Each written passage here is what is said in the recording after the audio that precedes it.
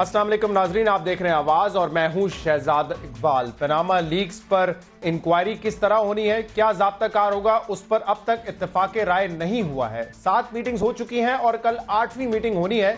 लेकिन कल जो बनी गाला में शाह महमूद कुरैशी साहब ने ब्रीफिंग दी है पाकिस्तान तहरीक इंसाफ के मेंबरान को, उससे ऐसा लगता है कि बहुत ज्यादा पुरउम्मीद नहीं है तहरीक इंसाफ के कोई नतीजा निकलेगा इस पार्लियामेंट्री कमेटी से। और कहा जा रहा है कि प्लान बी की तैयारियां भी पाकिस्तान तहरीक इंसाफ की जानिब से शुरू है।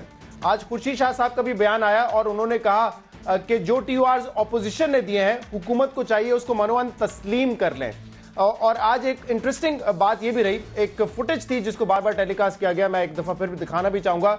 जब परवेज रशीद साहब ने मुलाकात की खुर्शीद शाह साहब से, तो उन्होंने जिस तरीके से उनके घुटनों को हाथ लगाया, जिस पर बिलावल भुट्टो ने एक ट्वीट किया। उनके पैगाम था कि जब मुश्किल में होते हैं तो पांव पकड़ते हैं और जब मुश्किल से निकल जाते हैं तो गला पकड़ते हैं। ये आज बिलावल भुट्टो साहब ने कहा। और इससे हमें याद आता है कि 2014 में जब जॉइंट सेशन बैठा था, पाकिस्तान तहरीक इंसाफ, पाकिस्तान अवामी तहरीक सड़कों पे थी, तो उस वक्त एतजाज एहसन साहब ने भी इसी तरीके की बात की थी, पेशन गोई की थी कि जब नून लीग इस मुश्किल से निकल आएगी तो उनका रवैया क्या होगा। मैं चाहूंगा जरा सुन लीजिए पहले एतजाज एहसन साहब ने असेंबली में 2014 में क्या कहा था।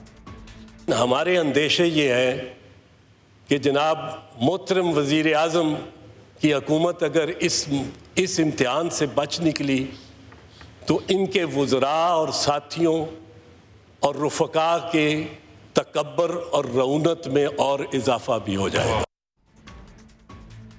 जी सुना आपने एतजाज एहसन साहब को, उन्होंने कहा था जब हुकूमत मुश्किल से निकल जाएगी तो उनकी रौनत में और इजाफा हो जाएगा। इसी तरफ इशारा दिया आज बिलावल भुट्टो साहब ने भी कि जब मुश्किल में है तो हमारे घुटने पकड़ते हैं वरना हाथ हमारे गले पर होते हैं।